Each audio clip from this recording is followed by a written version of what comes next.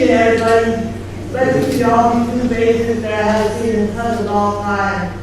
My name is Lisa, and I am co-president of Pennhurst Board of Commemoration Alliance. I am also a South advocate who's been working in this field for over 24 years. I would also like to welcome everybody who's here. I'd like to thank the Historical Society for Commemorates to have this great event, so that's it for them.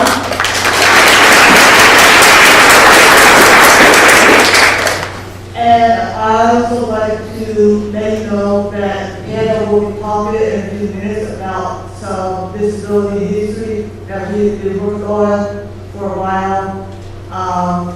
So at this time, I will turn it over to Dr. Liz Dowdy.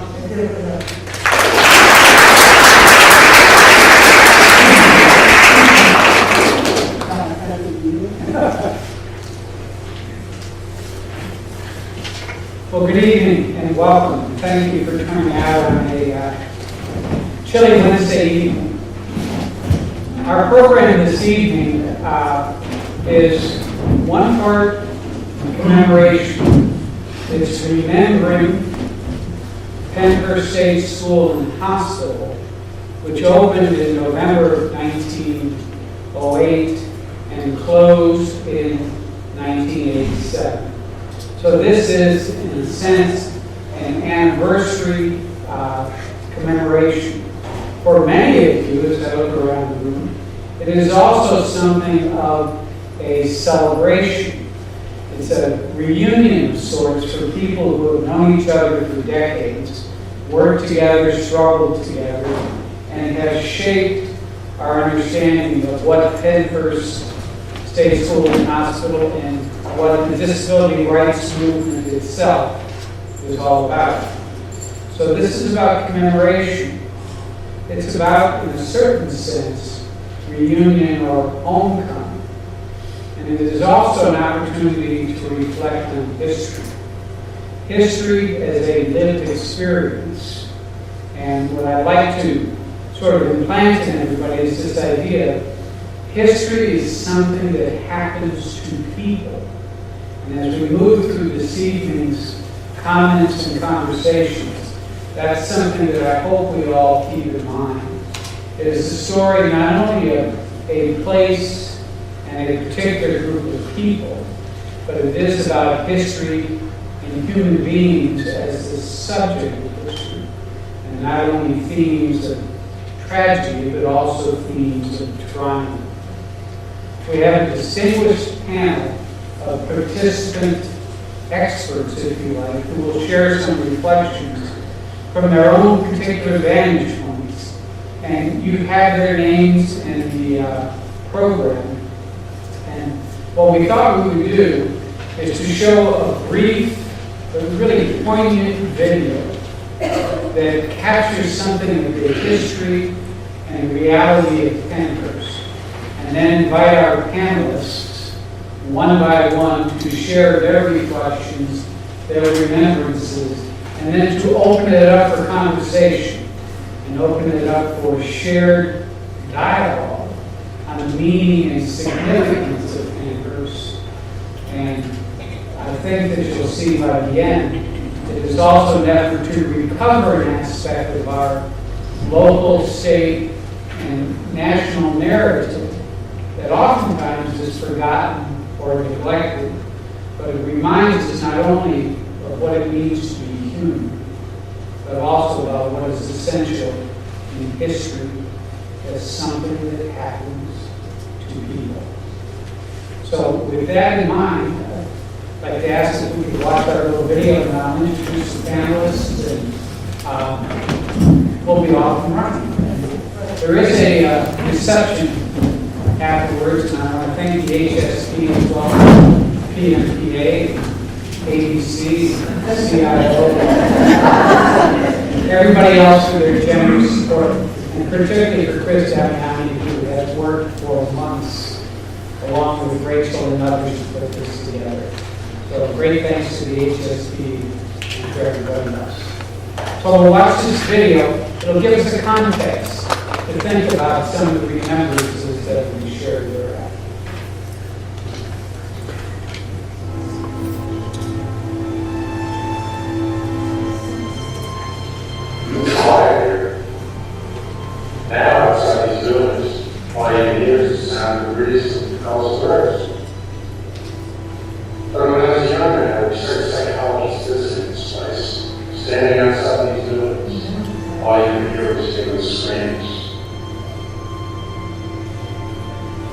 This is Pennhurst.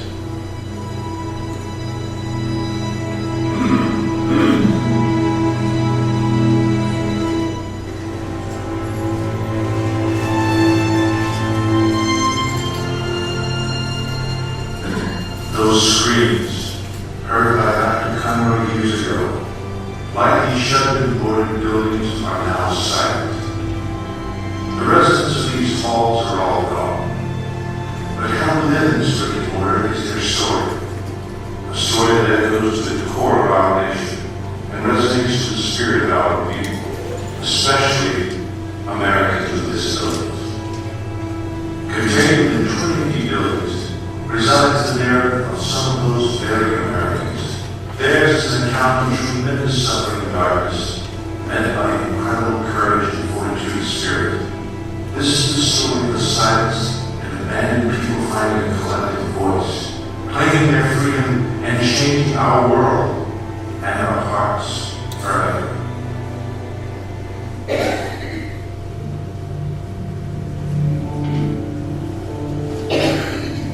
In 1908, the institution was established under the name the Eastern Pennsylvania Institution of the Feeble-Minded and Developmental.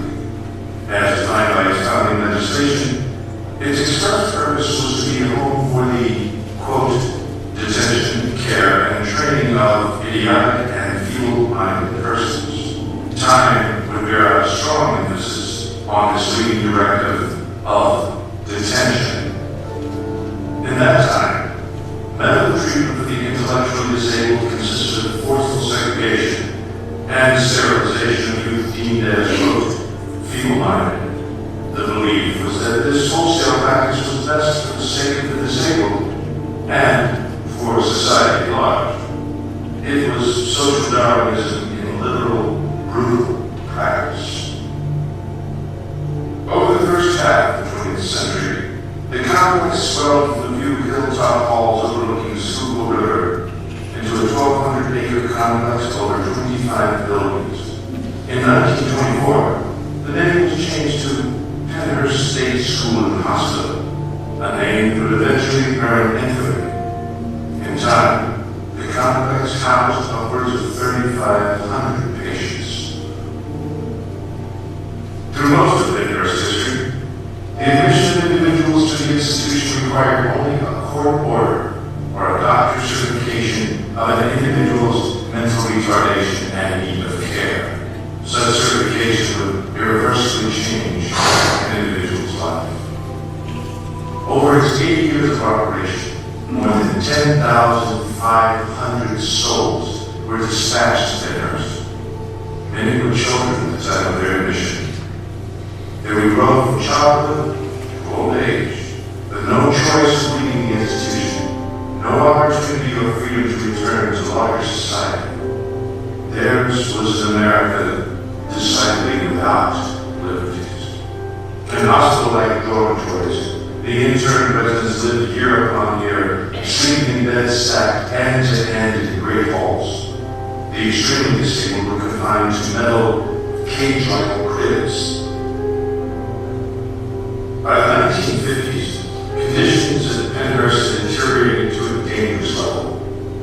Chronic understaffing meant that residents, especially those with the greatest needs, were largely unsupervised. Custodial warehousing was the norm for those with the most severe disabilities, with little or no intent made to provide any meaningful therapy. The perceived professional wisdom of the time was that individuals with severe and profound intellectual disabilities were hopeless. It was the pervaded belief they could not progress. Any attempted treatment was viewed as meaningless. For a population of 3,500 residents, the institution had a staff of only 600. Most residents suffered injuries or abuse at the hands of others or themselves. Despite the heroic work of some underpaid and grossly overworked staff, the tide of unmet human need in Pennhurst vastly overwhelmed the institution's resources.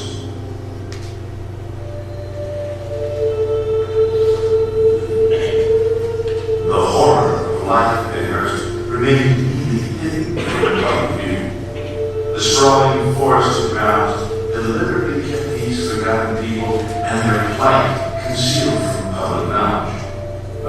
of change was building, however, growing through the larger civil rights movement of the 1960s. Residents and resident advocates were starting to organize. In 1968, Bill Baldini was a journalist working in the local NBC affiliate. Baldini had become aware of the conditions at Pennhurst, and the station allowed him to pursue the story. We entitled our investigative report, Suffer the Little Children. In their living rooms, the citizens of southeastern Pennsylvania watched the reality of the horrors and injustices just beyond their own backyards. The 2,800 children, young and old alike, residing within the confines of Pennhurst are for the most part protected from society, and the granite wall of ignorance and social blindness protects society from them. The public was shocked and sickened by what they saw. The winds of change began to find a shift with the turning of a new decade. Through the 1970s, the civil rights movement of the intellectually disabled began to crystallize and form a series of unprecedented lawsuits. Through these cases, access to public education was open to the intellectually disabled. Ultimately, their rights were recognized to be constitutionally protected under the 14th Amendment. Most significant, though, was a case involving a young woman named Terry Holden. Admitted to Pennhurst at age 12, in the 11 years Terry lived at Pennhurst, her development regressed. She lost her limited ability to speak and suffered over 40 reported injuries, many the direct result of physical abuse.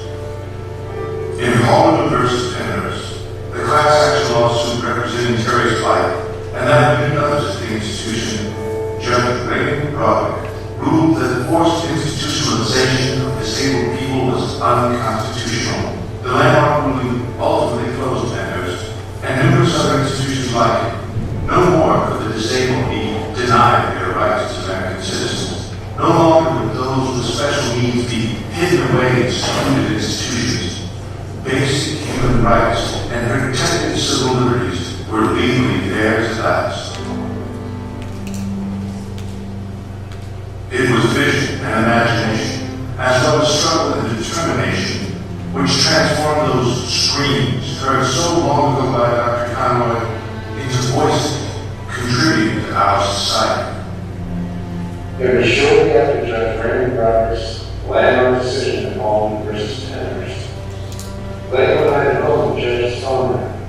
He answered the phone, on the other end, the young man said to him, in halting words, "Judge Broderick, I called to say thank you. I just learned how to use the telephone. This is the first phone call of my life." The call back to Pennhurst is now living in group home in regular Philadelphia neighborhood. Living alongside the rest of us, employed and contributing to society. It's been asked if the people who left Pennhurst were better off.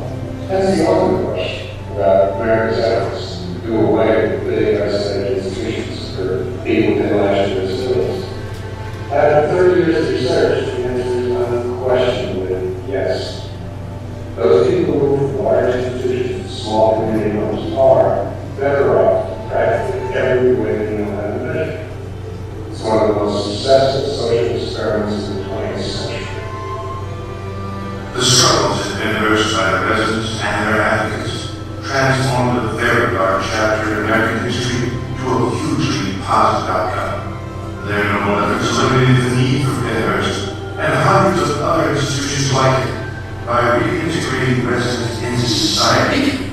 In this way, people with intellectual disabilities could enjoy their freedom and liberty, and society could finally benefit from their contributions as full American citizens.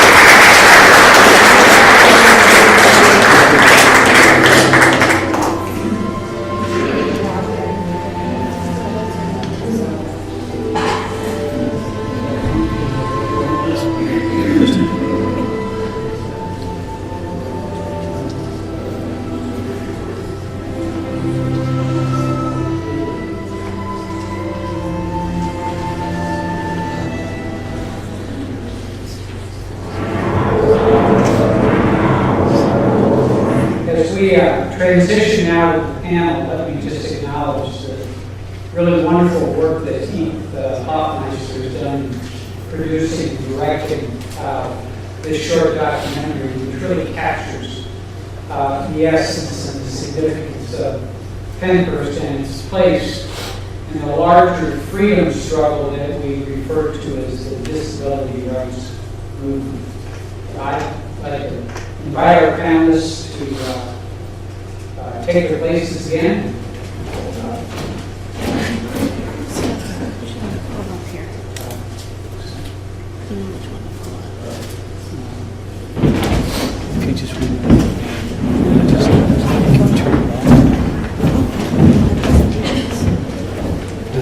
Do they? I didn't know who was going first. I've moderated enough panels to know that the chief virtue of the moderator is to get out of the way. So let me just make a couple observations and I'll turn it over to our distinguished panel. I said at the beginning that history is something that happens to people.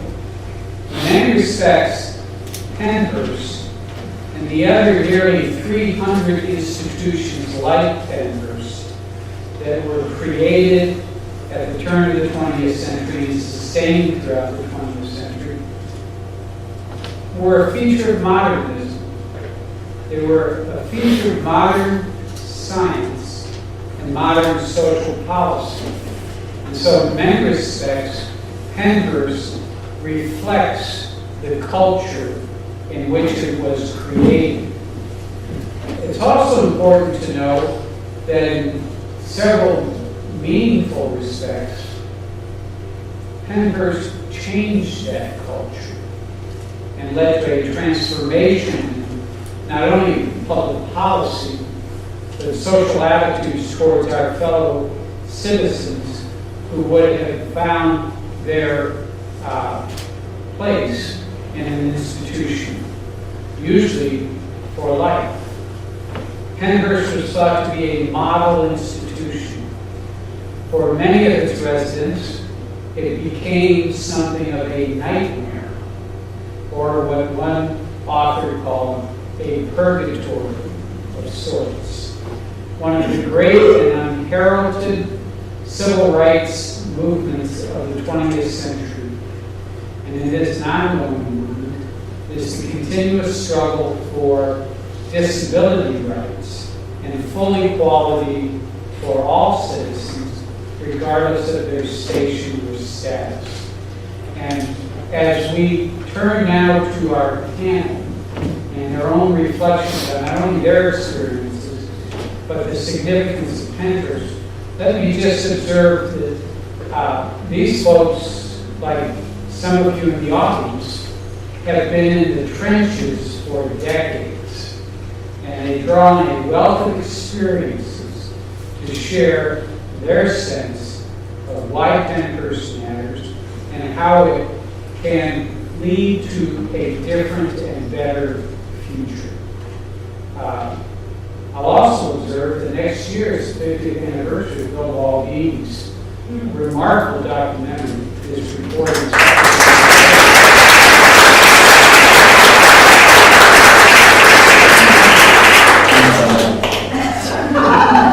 Not only did Bill launch a kind of journalistic movement, he changed people's understandings of the world in which we live and share. And so it's appropriate to recognize that. And as we turn to our panel, you have their names in the program. They come from journalism, from the law, from advocacy, from medical sociology.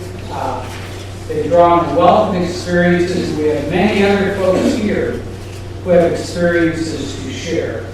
So beginning with Bill, what I'd like to do is invite each of our panelists to share some remarks, and then that can be the kind of context or foundation for a broader conversation before we have a reception to end the event. So Bill, if you would start talking.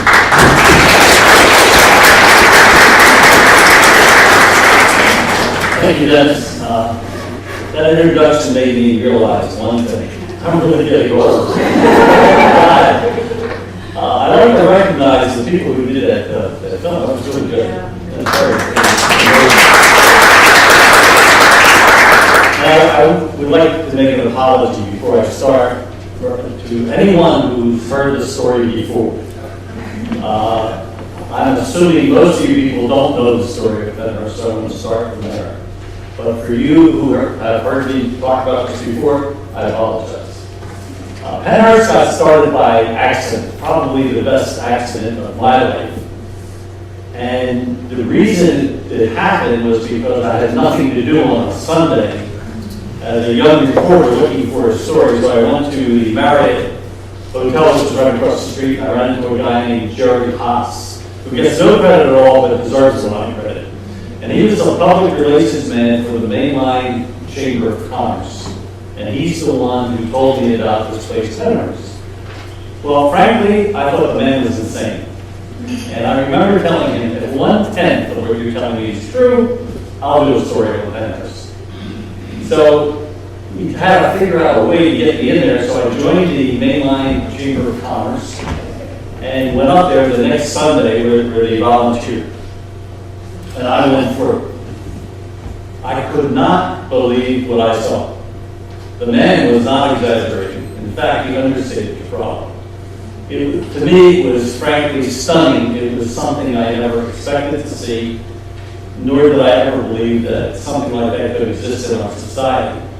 So I went back, told my boss, who also looked at me like I looked at Jerry Haas, like I was insane, and it took me a while to convince him to let me do a story. So he gave me a crew, and I went to Pennhurst. And being 25 years old, or 26, I can't remember, I was naive enough to think that I could get in there. So I went to the person who was running it. The superintendent was Leon Constant. So I went to his office, and I said, I'd like to do a story about Pennhurst. He said, oh, no. I said, well, I expected that, but if you let me do a story, hopefully we can make the situation better. You're understaffed, you don't have money, et cetera, and so forth. He said, no. I said, okay. Let me put it to you this way. If you do not let me in here, I'm going to stand outside the door every day and tell the people what I saw in here. And their imaginations are going to run wild, and you are going to suffer the consequence. If you let me in, I will try to do my best to make this a better place before I leave. He said yes. I was stunned. I said, great. So I went back to the station, they let me go, and the reaction to that first story was absolutely incredible. That station never got a response like that for anything. It was so enormous that my boss said to me, you have to go back every day. And back in those days, we didn't have videotape, we had film. So when you shoot something, you have to bring it back and then you have to process it. That takes hours. Then you look at it, and then you write it, and then you have to give it to an editor. This situation takes a lot of time. Now, at the time, the station ran no story longer than 1:45. Our first one was, I think, 6 or 7 minutes. One of them ran 16 minutes. This was unheard of at the time. So when we put it on, the public reacted. My boss said, well, you gotta go back the next morning. Well, I'm working from 9 o'clock to midnight. And then I had to sleep at the station in the ladies' room because it was the only place they had a couch. I didn't get out there early. And this happened every day. I went back and forth, doing the same stupid thing. To the point where I got so exhausted that I lost my voice in the last day. But that, again, was a very fortunate accident, and I'll tell you what. I wrote it, I got it all done. I'm thinking to myself, I finally finished this thing. And the last piece was like 13 minutes or something.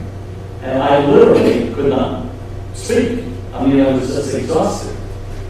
And John Facenda, who some people say had the voice of God, We did all the NFL things, I don't know if you remember that kind of stuff. John said, I said, John, you gotta do me a favor, buddy. He said, well, I said, I can't read this thing, I can't speak. Could you read the last portion for me?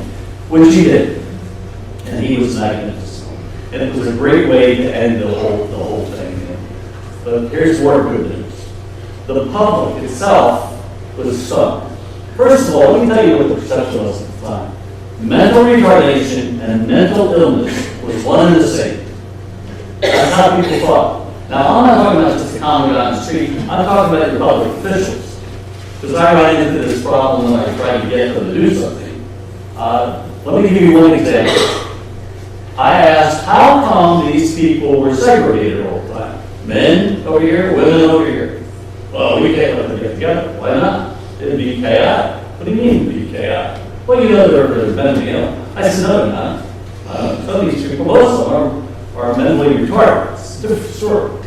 Oh, no. We let them eat together. What's going to happen? These sex orgies all over the place. You're going to break into fights, etc. and so forth. There was a Protestant minister along with me who saw the work the way I did. His name was Cal Curran. And he also pushed for this idea. So finally they gave in. Guess what the people did in Pennhurst? When they had lunch, they all sat there and ate. They ate and they talked, and they were perfect gentlemen and ladies. But this was the perception that put them together, it's going to be held that. The perceptions were absolutely correct about everything regarding Pennhurst. It was a shocking, extraordinary place that had to be closed down. When people saw the real Pennhurst, they did react. They put so much pressure on the government of Pennsylvania that Ray Schaefer, who hated me, who hated Channel 10, who hated everything about Pennhurst, because for somehow he thought we were blaming him. We weren't. We're saying that it's your job to fix it. We're not blaming you, but now that you know about it, you should fix it. I want to tell you another little tidbit about the background of Pennhurst that most people don't know. I got so frustrated after that first week that things didn't change immediately, because here I am, 25 years old, came back to change the world in about 3 seconds. I had to deal with reality. But I got so annoyed that I realized that the lieutenant governor, a guy named Ray Broderick, lived in my neighborhood where I grew up. So I knew exactly where he lived. So I decided on a Friday night to take this film that we had to his house to show it to him. But I knocked on the door, poor guy, he just came back from Harrisburg. He's in the bathroom. He answers the door, like, who are you, what do you want? I told him who I was. I said, I want you to look at something. He said, are you crazy? He says, I just took a bath. I said, well, you can change your clothes while you're changing. We'll put it on in your living room for you. He was such a nice man. He said, okay, go ahead. And this was a big deal. I mean, with cameras, the kinds of film, it was a pain in the neck to do it. We did set it up in his living room. And he watched it. And he was shocked. He was emotionally involved right away. He cried, we talked. He said the bottom line was, on Monday, I guarantee you, people in Harrisburg will know about this. I always respected Ray Rudd. Never did I realize that in the future, this man was going to decide the case. I was so stunned that I never went to one court here on purpose. I didn't want to cause any problems because I wanted him to be on the bench. Because I knew where his head was. And consequently, I never went, and it worked out perfectly. Ray Broderick understood the arguments, and he had a genuine feeling for the people there. And I also have to give an awful lot of credit to the people who worked at Pennhurst. What a lot of people don't understand is a lot of these people were trapped between a rock and a hard place. They were dedicated people who just did their best. Their best just wasn't good enough, but it wasn't their fault. It was the state's fault for having 2 people watch 80 people. It doesn't work. Any parent here can tell you that if you had 80 babies, there is no way in hell you can take care of them. Not 2 of you. And that's exactly what they were confronted with. The people who worked there, for the most part, were dedicated, they worked hard, and I have all the utmost respect for them. And I have to tell you something else. The people who worked there, the managers, were so happy that we were there exposing all this, that they used to pass me in the hallway, handing me little notes. You shake my hand, there was a note in there, go check this place, or go check this place. They were invaluable to my research. But the real credit has to go to the public. Channel 10 never ever had any story like Pennhurst. And the reaction was the biggest thing that they've ever had to this day. To this day. It was so incredible that the first thing they said after the 5th day was, we're going to show it to the executives in New York. As soon as they saw it, they said, okay, every station that CBS owned at the time had to do this story. In other words, went to WCBS in New York, and they had to find a Pennhurst there. It went to LA, it went to Chicago, it went to all the O&Os, and everybody did the same story. So what happened was that a lot of people got involved with Pennhurst because of what we started. And the people in Pennsylvania, the reaction was so strong that it did change. It took a while. And the bottom line was, I may have opened the door to Pennhurst, but it was all the lawyers, all the advocates who knocked the door down and had the place closed. So the credit, make sure we know where the credit goes. They told me to speak no longer than 10 minutes, so I think I'm 10 minutes behind, which is fine. If you have any questions, I'll be more than happy to answer them. Thank you very much.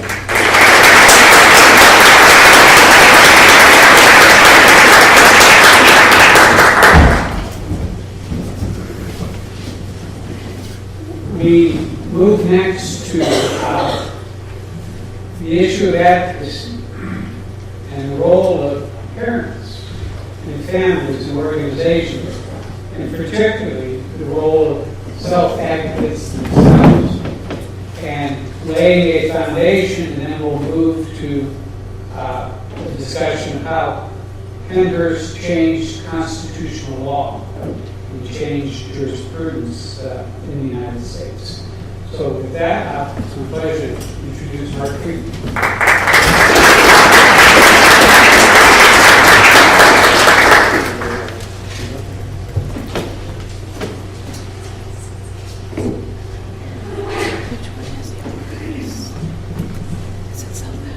Yes. Hi there. Boy, that's a really tough act to follow. Bill's been a hero of mine for decades. Well, I've gotten old too. When I was 25, his age, which is pretty startling, I first learned Pennhurst. When I was a kid, I got caught up in Pennhurst under the federal court order. And I didn't know nothing about nothing. My brother had been in an institution, and so when I heard that the goal was to get people out of this institution, I was just moved and enamored. And I went to the people in charge, and for some reason they told me to work for them, and I did. And that changed my life.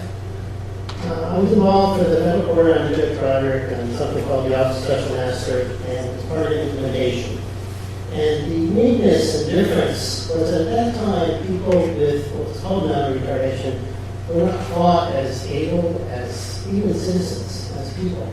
And so what the court brought to the social services was the notion of citizenship. That's what really changed the world. Then I went on, after 3 years of doing that, to work on what's called self-advocacy. Self-advocacy is really about the social movement, people themselves standing up and speaking up. And that's what I want to bring to you tonight. Some of the people are there. So this is the beginning of self-advocacy in 1978, almost exactly when the first Bill Bardini was there, and the first federal court order came along. Shortly, a few years after Bill Bardini's, well, self-advocacy started actually in Oregon, British Columbia first in Oregon. This is Nancy Ward on the right-hand side. Today, is old like me. and works as a self-advocacy coordinator in Oklahoma. Just to move. No. There we go. Okay. There we go. So speaking for ourselves with the name, speaking for ourselves came up with the name, really was an idea of who were people interested in representing them. And it was really the issue of the first time that people speaking up. This is the very first conference that we've ever had. You can see me there. You can see Nancy and Noel somewhere in this audience in the back as really youngins. And we didn't know what we were doing or what we were saying. But it was the notion that people themselves could speak up. And self-advocacy came out of both Pennhurst and also institutions across the country, because the people became leaders of all opinion institutions and felt passionate about the issues of helping other people get out of institutions and gaining a voice and speaking up and become citizens. And so there are really two things. It's the conferences, but developing leadership of people. We'll hear later tonight, but you really cannot understand Pennhurst nor self-advocacy nor the advocacy of today without understanding eugenics. I'm not going to go into, but really it's really very difficult to understand how society as a totality said people who had what was called mental retardation were non-human, that we should be afraid of them, that they were going to be, as Bill talked about, sex bots and ruin the gene pool. And so in the 20s and 30s came a movement that was really substantial to put people in institutions. Eventually, again, what people don't know about, now history professor teach this, but really the Nazi Germany and the Holocaust and what happened to the start of people with disabilities was really founded on the work that's been done around eugenics in America. It's a much longer story, but this is just a eugenics certificate on the bottom, which in some states is already get married, that eugenics showing that you were pure and that your mate was okay. The Fitter Family medal was to show you we're all supposed to be pure at heart. And to see up top, some people are born to be a burden on the rest. And so this is a construct that Pennhurst built to put away people completely. Self-advocacy is the complete opposite. It's not democracy. It's about, here's a circle of people working at, really what's that self-advocacy group we work with in New Jersey.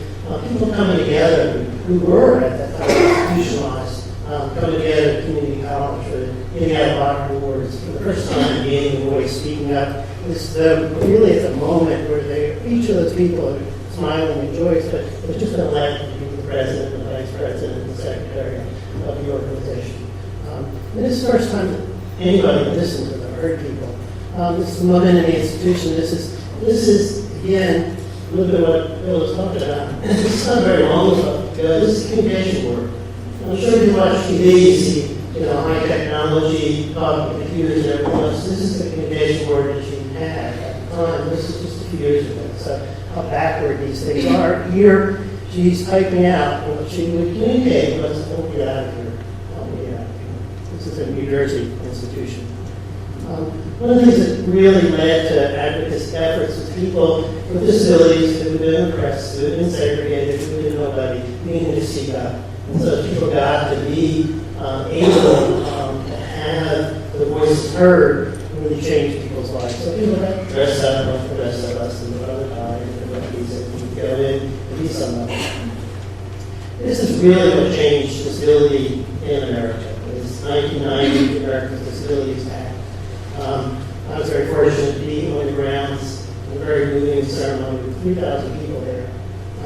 And we never believed at the time when Bill Baldini was there, when Judy Randall was here, when Court Suits were brought, that time and time there would be a law that established the basis of citizenship and rights and equality, and well, it's really changed America. And this is Justin Dark, who's really considered a father of disability rights movement, and really a major significant figure and he was in Republican politics. He was a right-winger in many ways, but for one of his favorite saying was, those whose life depends on him because it does.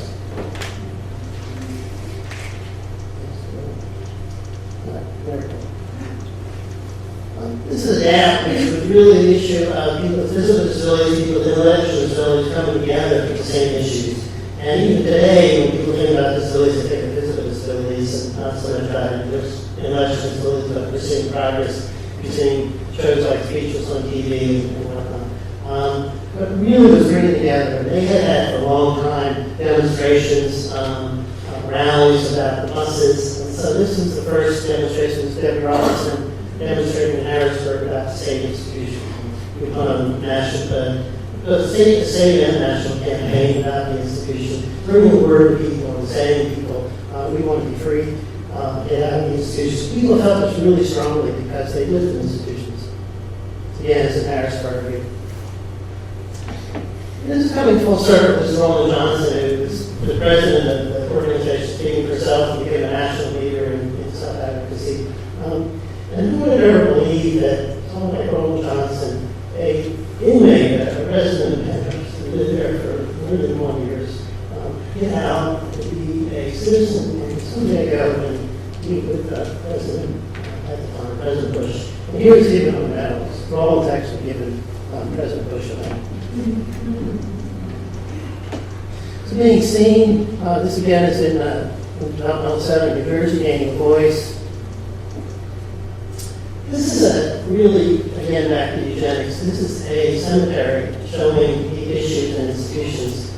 And people are buried in the institutions with generally no markers, with no name, with nobody.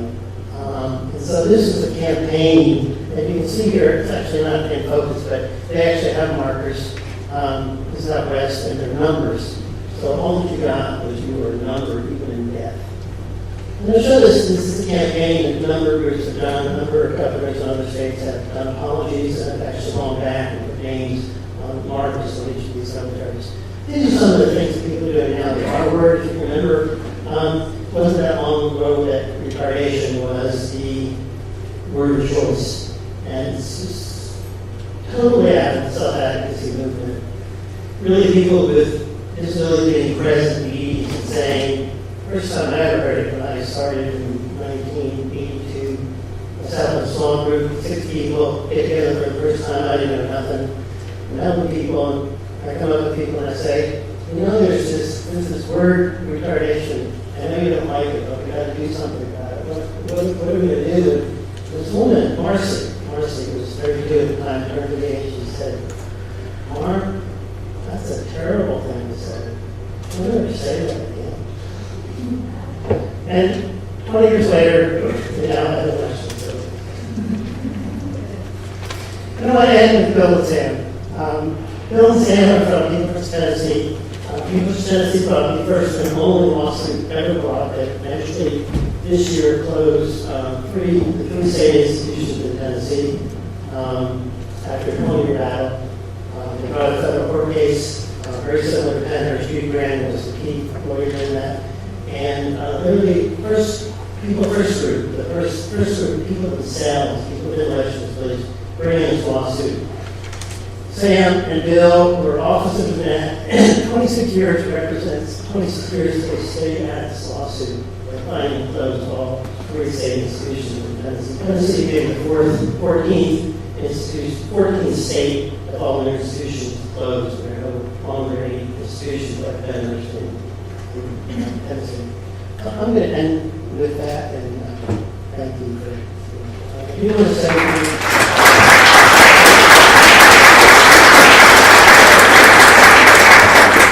On the board, I do want to ask you to join as members. There's membership cards at the back. We're trying to both spread the word and also create a national museum as a work on this, and then the book about Pennhurst with little pictures and stories of people in the back. Thank you.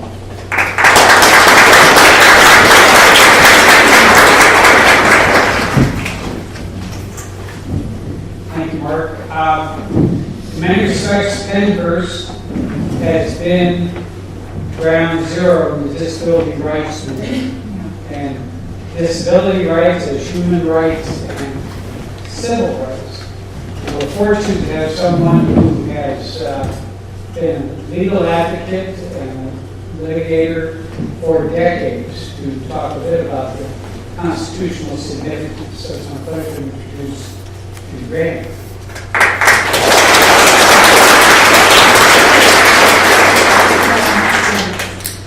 Those are 2 contacts to follow.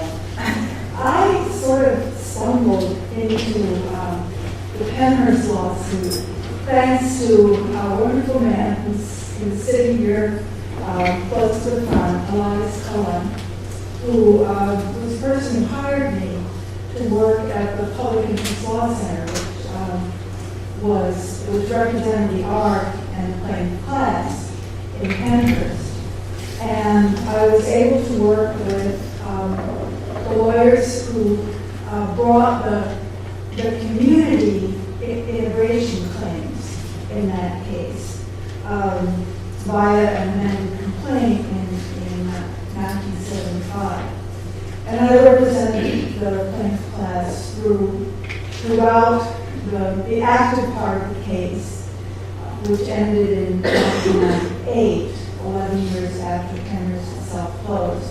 The rest of the time we spent working on implementation, making sure the community services were as good as they could be. Eli used to say to us that the disability rights movement is the most successful civil rights movement of the 20th century and now the 21st century. And I think that's really right, because it has shown that advocacy, activism, and legal advocacy can bring about significant change. The role of Pennhurst in this movement, I think the significance of it lies in the kind of case that it was about. There have been a lot of lawsuits against institutions going back to the 60s. And they were successful at exposing the harms and the abuse that occurred in institutions.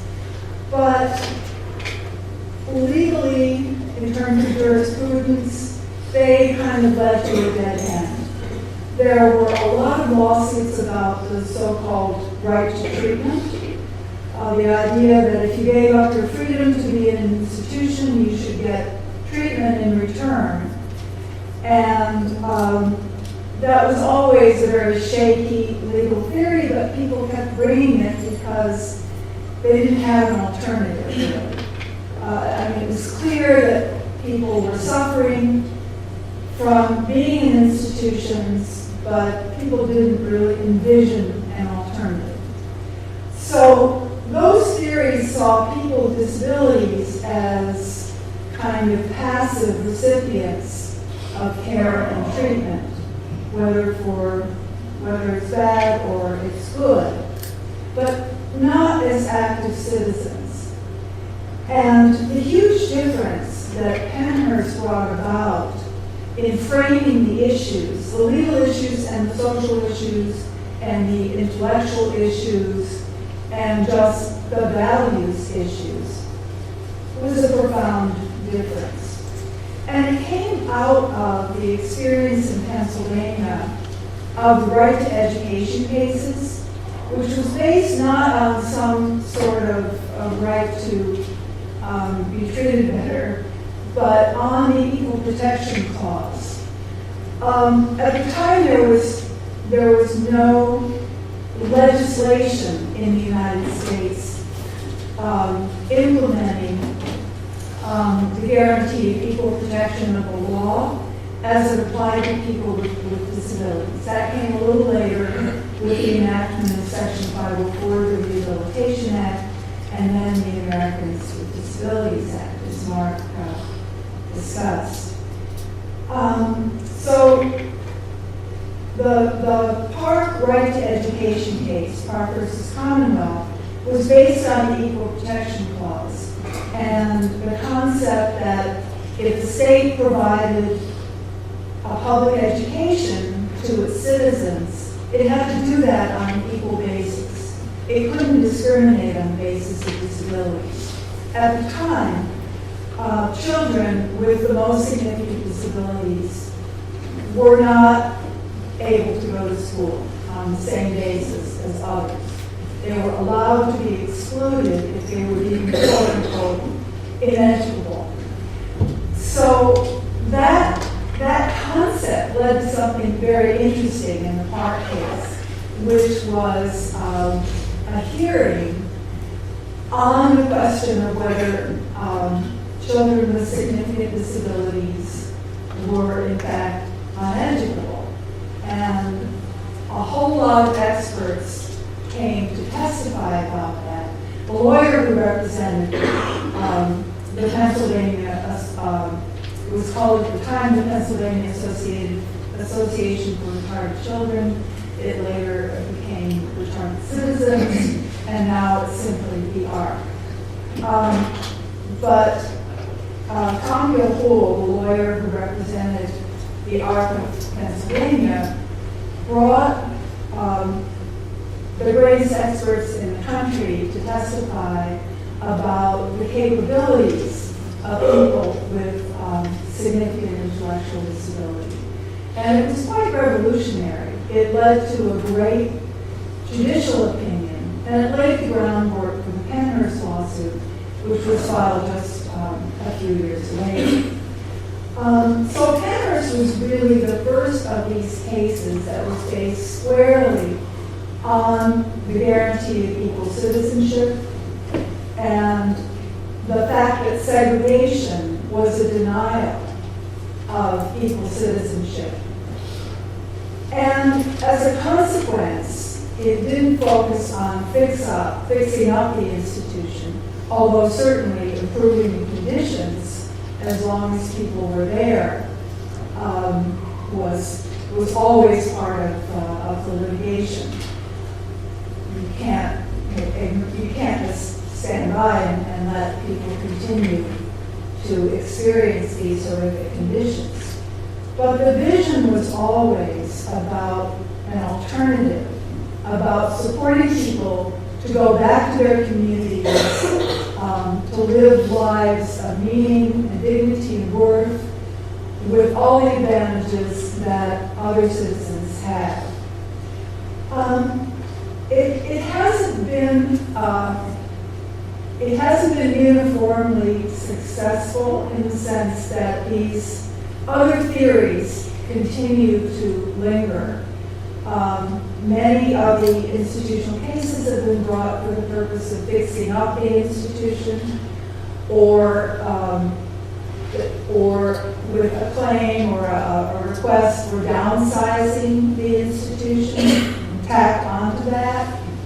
And as recently as the late 2000s, the U.S. Department of Justice was still bringing cases that sought fixing up the institution, and they would enter into consent decrees that provided for some reduction in population, but not closure, not an equal opportunity for everyone to move to the community. Fortunately, the Department of Justice did come around to understanding that everyone has a right to live in the community, not just some people in the institution. And I think more important, the experience, both of Pennhurst and of other cases brought after Pennhurst, has shown people that it's really not possible to fix up an institution. Mark mentioned the Tennessee litigation, and I remember going to Green Valley Developmental Center, which is this bucolic, as its name suggests, and it was at the time probably the second most expensive institution in the country. It was just before the institution finally closed, and there were about 60 people still living there. And the place was as fixed up as it could possibly be. There were doctors and nurses and therapists, and the staffing was intense, and there was equipment all over the place. People's rooms were decorated with their little tchotchkes and so forth.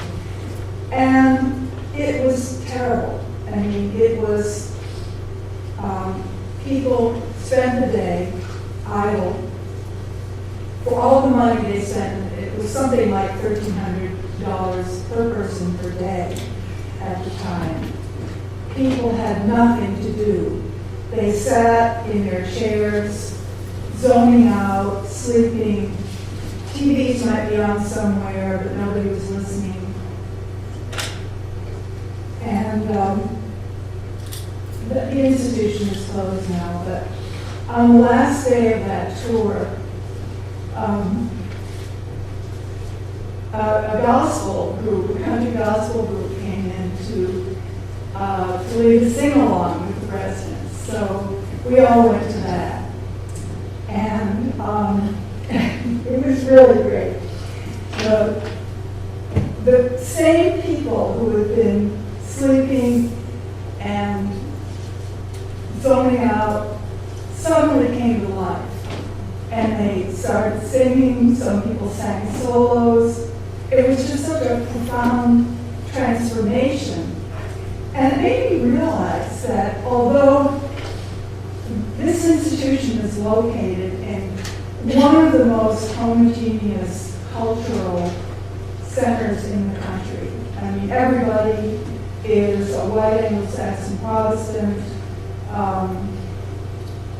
It is a very insular kind of culture. The residents and staff probably grew up in the same towns, knowing the same people, experiencing the same culture, and yet the alienation of the institution was so profound that it needed something like this to reconnect people with their own culture. The rest of the time they were in this totally artificial environment with just nothing to do. So I think we learned from Pennhurst that fix-up is a pipe dream. It's really not going to result in the kind of life that people want to live. The other thing about Pennhurst, about the goal of closure, is it forced the system to serve everybody. There was no creaming, there was no idea that you would take the quote-unquote highest functioning people first, and then you would work your way down. And if people could demonstrate that they could make it in the community, they could leave, but otherwise they wouldn't go. And one of the most brilliant things that Judge Broderick did in Pennhurst was the entry of the children's order. That was one of the early implementation orders in the case. And there were a lot of children at Pennhurst, a lot of people who were school age. And he ordered that those people be placed in the community first. And that was very interesting because many people who had come to Pennhurst as relatively young children were some of the most severely disabled people in the institution.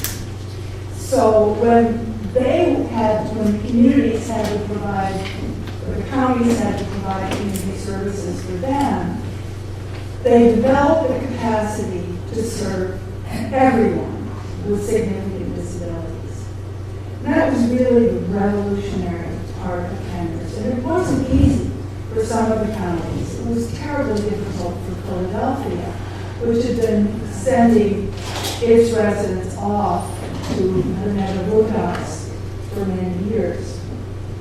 But it finally worked, and as a result, the Philadelphia area, the 5-county area, became the first major metropolitan area in the country to develop a community service system that could serve everyone, so that nobody had to be institutionalized. And we can thank many people for that. Some of the implementers of Pennhurst, like Dr. Paul Spangler, are here today. We should celebrate their accomplishment.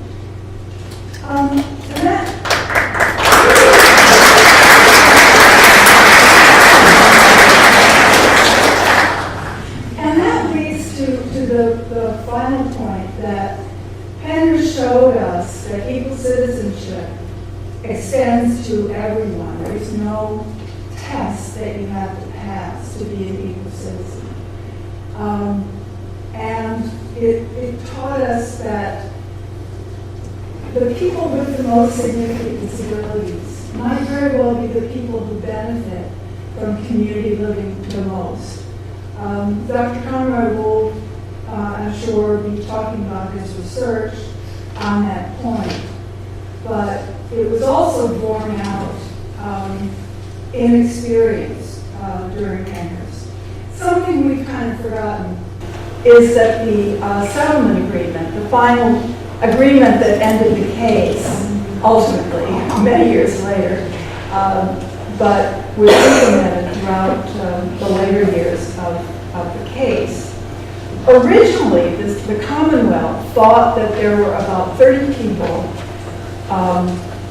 at Pennhurst at that time, which was 1984, who would have to move to other institutions, that they couldn't be served in the community. So the settlement agreement mentioned that fact. And as a result of the process that Pennhurst, that the settlement agreement set up, those people had to be, if they didn't accept or if the plaintiffs didn't accept the move that the Commonwealth proposed for them to another institution, there was a neutral decision maker who would hear the case and make a decision. And very early on in the implementation of the settlement agreement, that the concept that some people might have to move to other institutions was tested. And it was tested on behalf of some people with very significant disabilities. And Tom Gilwool, the lawyer who had brought the case originally, had the great good sense to find a developmental nurse practitioner who had incredible expertise in supporting people with severe, complex, multiple disabilities. There were people in that group who hadn't gotten out of bed in decades, who had never sat up, who could not lift their heads off the pillow,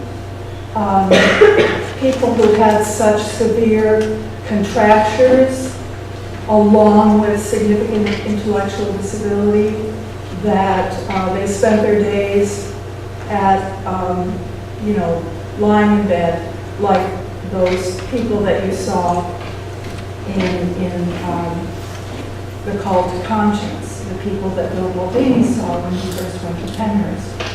People in cribs, people lying like, a corpse almost on a slab.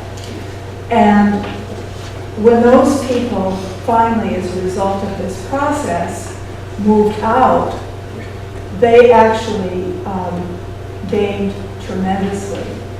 They, from lying in bed all day, they went to being up and about, they went to the shore, they went to restaurants. And we learned that it is not good for people to lie passively in bed all day, that people do much better when they are up and about, and it's really hard to do that in an institution. So I had better close now, but, and turn it over to Jim.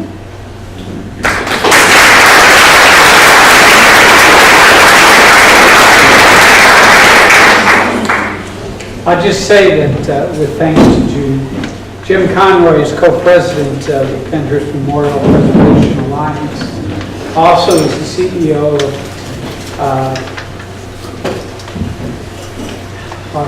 Center for Outcome Analysis, and he is worked 4 decades. He's the author of the Pennhurst longitudinal study and an advocate for a national disability rights museum.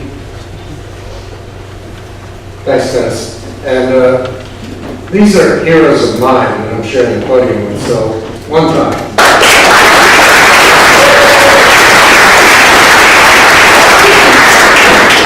And in the room we have heroes too, people who have been in the movement and have done amazing things.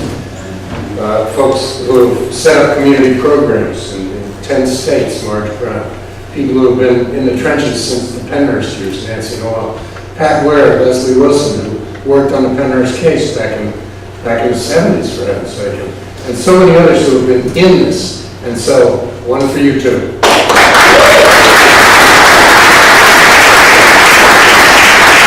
And in front of Elias Cohen, who established case law that allowed group homes to open without going through the zoning board. Nothing could have happened without that. So, one more.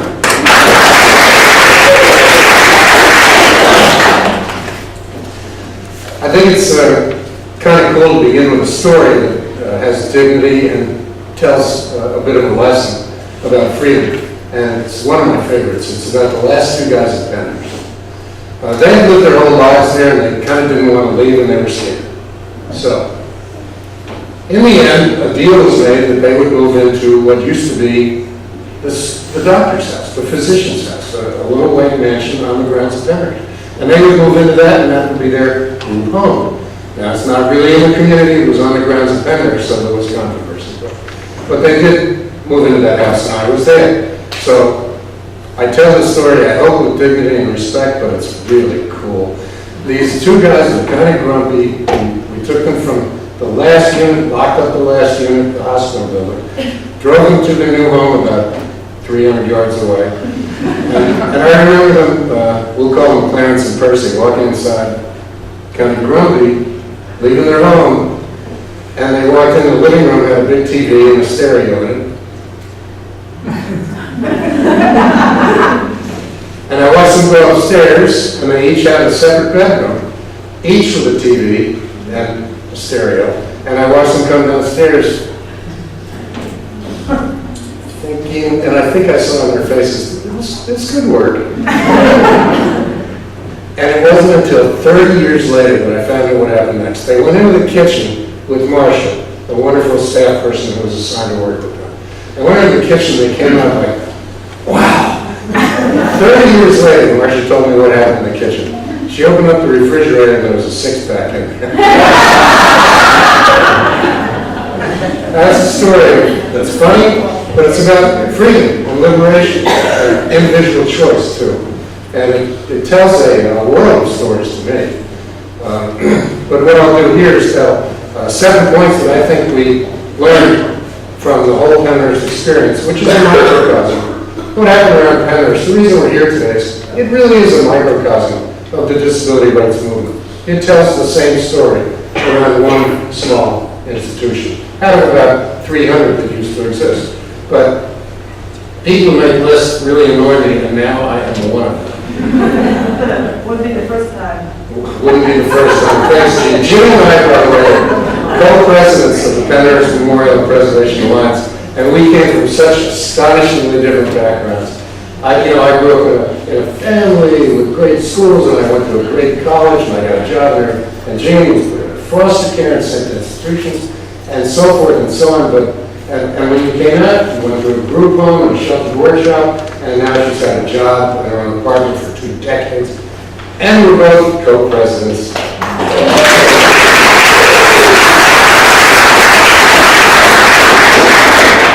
I'm really tired of Gene getting all the applause. Tell me you need nothing. But which story is more inspiring? So with that, what did we learn first? There's a better way. From the Pennhurst experience, we learned that putting people in large segregated settings, which is done all over the world, there is a better way. Now, when we began doing this in the 1850s, it was done with good intentions. We wanted protection, safety, and services. But it turned into something dark, very dark, during the eugenics period. And now we know, after many decades of work, we know that there is a better way. that people can live in regular communities and regular housing stock, apartments and houses, with 24-hour staffing if they need it. And it's a better way. And we now know from the Pennhurst study, and 24 other studies around the world, we know that people are better off when they move out of big institutions into community settings. And we know that in New Zealand. In the back of the room, we have a gentleman who worked in New Zealand and used the Pennhurst study to help move people out of institutions in New Zealand. Well, there is a better way. And we learned that human potential is great indeed. When I got involved in Pennhurst, it was 1971. I got there 3 years after Bill Baldini was there, and it affected us both, I think, the same way. It's just that feeling of, oh, we got to do something about this. I couldn't believe it, and neither could you. So, something was done. And we learned from people moving out of Pennhurst, the 1,000 people that I tracked in the Pennhurst longitudinal study, we learned that even after 40 years of institutional drudgery and bleak existence and boredom and non-engagement, even after 4 decades of that, people came out and grew and learned and developed new skills, became more integrated, more able to care for themselves, and happier. That is a story of human potential that I will never forget. You just can't keep us humans down. And the people from Pennhurst, you know what? I'm going to be ridiculous and just give a hand. But the people who came out of Pennhurst,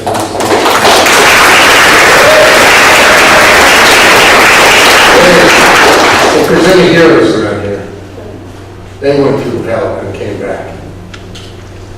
The value of litigation. We learned from Pennhurst and cases all over the country that, you know, there's such a thing as really good lawyers. Really good stuff. There's one. And colleagues at Public Interest Law Center of Philadelphia and others took part in this massive, noble enterprise to get rights for people who have been shut away and forgotten. And that, what happened here at Pennhurst, just another quick story. The lawyers at Public Interest Law Center got a grant from the federal government. Boy, was this neat. They got a grant to go around to lots of other states and teach other lawyers how to file suits like Pennhurst. And we did that. We did role playing and enactments and teaching. And before you know it, gee, I guess it probably wound up in 21 states that had similar lawsuits. And so litigation was a moving force toward rights and integration and inclusion. And without it, we would not be as far as we are. Relationships and connectedness. I'm a scientist who studied quality of life for 4 decades, but I'm also a guy, so I don't know anything about relationships. But I finally, what are you laughing at? So I finally found out after years of work that when we've asked like 180,000 people if you had one wish, what did you wish for? And most of their wishes are about being connected to people, family, friends, so forth. And so finally, we know that what we've got to measure in quality of life is connectedness, relationship, being part of, a participant, not being excluded. And that is something we learned from the Pennhurst studies and the studies after. When people come out and say they're better off, it's largely because they're connected. They're not lonely, they're not isolated, they have somebody they care about that gets your head off the pillow. The lessons that we learned at Pennhurst are international. Just in the past decade, the United Nations passed the United Nations Convention on the Rights of Persons with Disabilities. So what's happened in America, and it's been big, the number of people in institutions went from about, state institutions went from 200,000, now it's down to fewer than 20,000. By the way, there's still a bunch of people in institutions in Pennsylvania, and we're not done yet. But now, other nations all over the world, because of the Convention on the Rights of Persons with Disabilities, they want to know, how did we do that? Because we're really the first to go so far in the world. There's only one country that has nobody in an institution, that's New Zealand right now. But we have done so much in my generation, so much that other countries are looking to us for guidance. So on this one thing, maybe we're number one. And we should be proud of that and celebrate it, because we've come a heck of a long way. The right to education, followed by new rights to treatment, and followed by the right to live in the community. Pretty cool. Supported self-determination works. During those years, we found out that if we turn over control of dollars, public money, to people and their personal salaries, that they will spend less money and spend it more wisely, and professionals. That's 25 years of research in the United States alone. So we know that individual budgeting and individual consideration is crucial to well-being, and we know that it works now. And finally, I think we learned that the nation needs a place of memory. A place, it's inevitable, in my opinion, it's inevitable. There will be a center in Washington, D.C. to commemorate the disability rights movement. It is inevitable.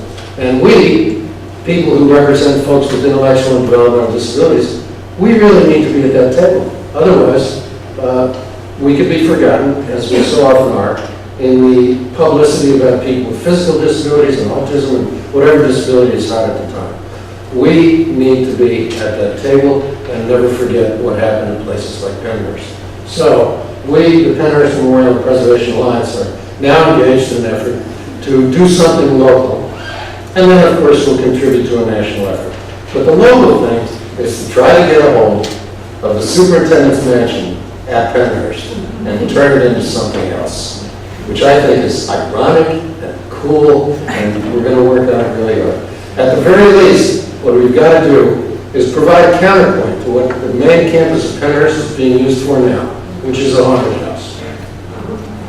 And I hate to, there's a rule against this kind of analogy, but I'm going to take a chance. You have to ask yourself, if you're going to put a haunted house at Pennhurst, would you do that at a concentration camp?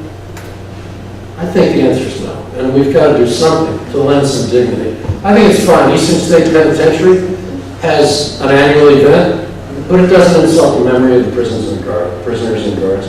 We have to make sure the same happens at Pennhurst. If you have a spooky set of buildings and you make some money off Frankenstein monsters and mummies and vampires, fine, have fun. But do not denigrate the memory of the people who lived and died there.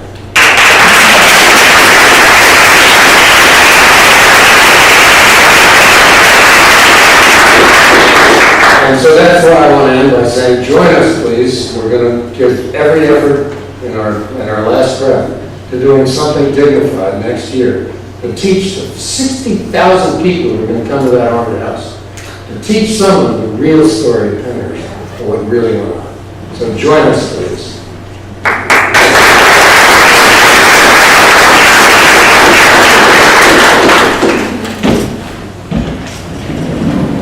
I'd like to thank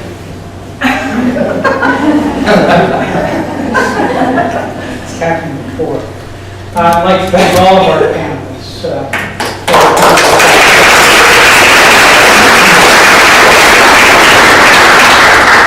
I haven't done much talking because I've lost my voice, and it's probably a good thing.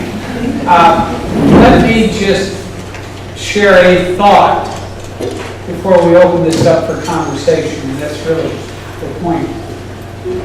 This is an evening to commemorate and to remember and to honor and not to forget. For our students in the audience, some of whom have traveled a good long distance, and thanks to Mary Schreiner and her crew from Alberni and others, having studied history for 35 years, soon retire, I think we study the past to better understand the present aspect of the human condition. But it is also to imagine a different and better future. And I applaud our panelists and others in the audience who have committed their lives and their energies to that task. And I come back to my first point that history is something that happens to people. The Pennhurst Memorial and Preservation Alliance is involved in a major campaign to not only promote community education and research and outreach, but it is also involved in a campaign to create a dignified and suitable museum and interpretive center dedicated not just to Pennhurst, but to the disability rights movement. So please, stop in the back. Ed's back there and Janet, and they have information. There's a great website, Preserve Pennhurst, where you can get more information. There are all kinds of resources. Pennsylvania Legacies has been gracious enough to publish a special issue on disability history, and some of us contributed to it. I would encourage you to purchase a copy and to read it. It really is a wonderful publication, and I salute Rachel and others who were involved in its production, as well as the authors. Greg Pierman's book is in the back. There are numerous documentaries, including I Go Home, which is on the WITF website. Jim Conroy and I put together a book, and you've heard a lot about freedom, dignity, and rights and liberty tonight. I'll mention one more word, hope. The title of the book, and we have several contributors in the audience, is Between History and Hope, Pennhurst and the Struggle for Disability Rights. And we hope that it will be out next year. But our intention is not just to commemorate, it is to share experiences and to have something of a conversation with the audience. And so I now invite all of you to please participate. If you have any questions, we can take them one at a time or in a group. If you have any observations or quick stories you'd like to share, please do.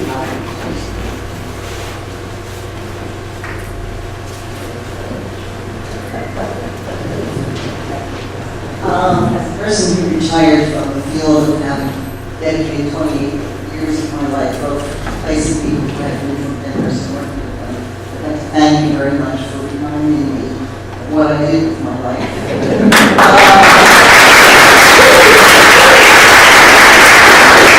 And I just want to show everybody who might not know about this. I still have my We Close Pennhurst t-shirt.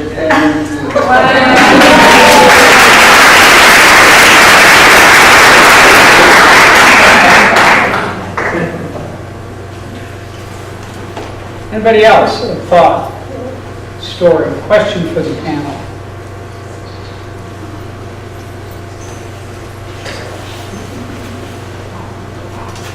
Hi, I'm Leslie Wilson. I was with Pennsylvania at the time of Pennhurst suit. And there are secrets that people in this room probably don't know about. There are a lot of young people. First job out of college, really exciting.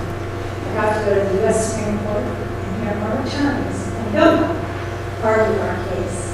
So you get a good feel. It's been one problem many, many years.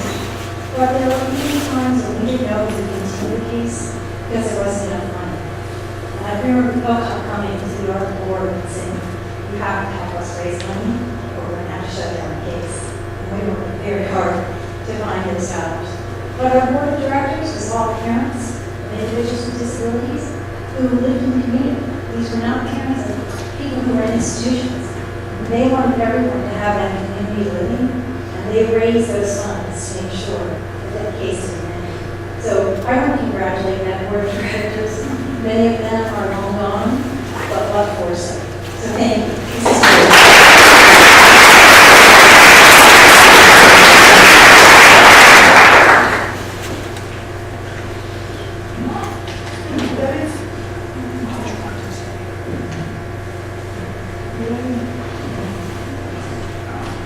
Sure. I'm Ed Baldwin. I'd like to share a story from back in the 1960s so we all understand the game. I had a friend who worked at the Acton State School Hospital in Nebraska, and he was a unit manager. They had a woman in her 30s who never left career. Significant disabilities. That would be staff together. Doctors, nurses, educators, psychologists, physical therapists. And he said to them, he challenged them, what do you want to know about you? Can you design a program to make this woman's life better? And sure enough, they went about their business and they were able to do that. This is way before human services. He then said to them, suppose suppose you found a nursing home in the community. Can you design a program to support her, not here, but there? And of course, Thomas, they were able to do that. And then he said, suppose we found a family in the community. What would it take to bring support and services to make her life as good as you know how to do? And they were able to design a program that didn't exist, but in the mind of the professional people could exist. And then he asked them the threshold question. Given that you can design her program in any of the environments, institution, long-term care facility, or somebody's home, he said, where do you think she gets to live? Interesting question to pose to no one. And his answer to that was, it has nothing to do with her. It's about politics. Where she gets to live was a political decision, and it was not a decision based on programs. And I'm pleased to be part of the Pennhurst Memorial Preservation Alliance, so that we never forget that we're responsible for what happens to the people in the 4 institutions still left in Pennsylvania. And I'll share my last bit of data which blew my mind. The last institution to close in Pennsylvania recently was Pennhurst State School and Hospital. At the time of its closure, the average cost per year for each person was $466,000 to live in a place that doesn't work. I had a standing law firm and a millionaire overnight. So when all of you think about this, understand the struggle and why the lawsuits, why we did what we've done for the last 50 years, starting with the Pennhurst Regular Education System and Bill Mulvaney on television, opening up eyes to understand where we are, and we are still not home yet. So please join us in the journey to make life better and to memorialize all that has happened to everyone, including us.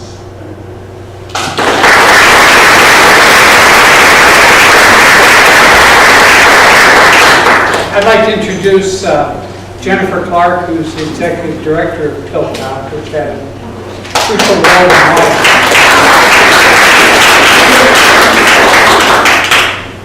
Thank you, Dennis. I just want to say that I'm really humbled to be here with all of the people who worked so hard on these issues for so many years. I have the privilege of inheriting the institution, the Public Interest Law Center, well after all of this work was completed. So I just want to say how proud I am to be the head today of an organization that did so much, but also with all of you. But I'd also like to say that our work isn't done, right? There still are institutions. We still have issues about employment. We still have to live the promise of public education for children with disabilities. So I hope that, one, we all join to find a memory, a place to remember all of this, but also that we not stop, because there's still so much left to do. Thanks, Dennis.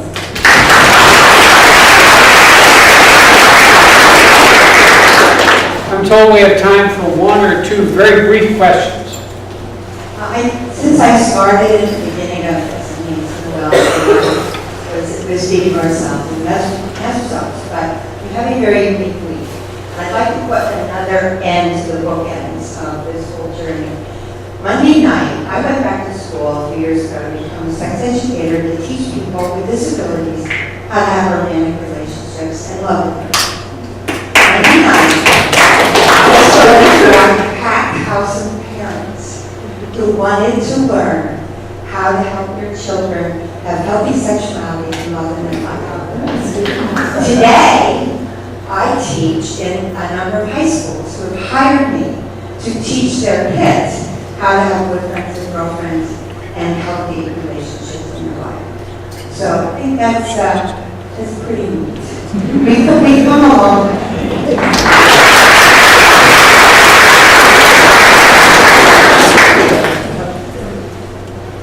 Hi, I'm Elliot Whitman from Philadelphia County IDS, and I'm glad to see that so many people in the field came out tonight when they got the email from me. So I just want to ask Judy, you've heard about, I'm sure everybody's heard about this idea of reverse integration. With all the progress that has been made over the past 40 years, now a group of individuals has come up with this term of reverse integration. Planned communities where they're not institutions, but they are planned, gated communities that are segregated, gated communities where people would have their children live who have intellectual and developmental disabilities. They don't want to put them in the community, they don't want to put them into an institution, but they want them to have a nice house, but it's a nice house in a gated community of all houses in that community serving individuals with disabilities. Now, this goes against everything that we have believed and stood for, this idea of reverse integration. And CMS has not yet really ruled on whether this can be funded with waiver dollars because it is not integration in the community. So there's a group of individuals who have been lobbying the Centers for Medicare and Medicaid Services that the feds should put money into such a thing. So folks on the panel, could you please weigh in on this? Because this goes against everything that we have been fighting for. Because it is still a segregated community. I agree with you. I absolutely totally. Yeah, this idea comes up every few years in some form or other, and legally, I don't see any way that CMS can approve waiver funding for such places, but as Ed was saying in another context, that's going to be a political decision. Politics is going to determine it. And some of the proponents of these segregated places, farms and gated communities and so forth, are very powerful politically, and they have resources. So this is something that is very troubling. Actually, I went to a place like that in the Miami area years ago. It was a state institution, but it was modeled after a gated community, which I guess is very culturally appropriate in Florida. But they had a mall inside the institution, and they had a bank, they had a hairdresser, they had a cafe, they had a cinema, they had all these, a post office. The idea was that you would bring the community into this segregated place. So we went to the mall, and there were a couple of people in the cafe buying things, I guess. And then we tried the other places, and we opened the door to the cinema to see what was going on. And there was one person in the cinema, and when we opened the door, he scurried out as quickly as he could. I don't know how he got there, what he was doing there, but otherwise it was deserted. All the other places were closed or boarded up. There was nobody there. They had not found a way, apparently, to use these places. I think it's just another example of what you get when you have segregation. It's not going to provide people with a meaningful life. I'm told that we are way over time, and somebody's been trying to ask a question all evening. So we'll take a last question. There is a reception downstairs, folks. So please come down after you stop at the PNPA table and visit with our guests and with each other. Before I get to Vice President, I would like to have all of the Pennhurst Memorial Coalition Alliance board members please stand. Janet, Ann, Jim, Judy, Bill Baldini, Rachel Simon,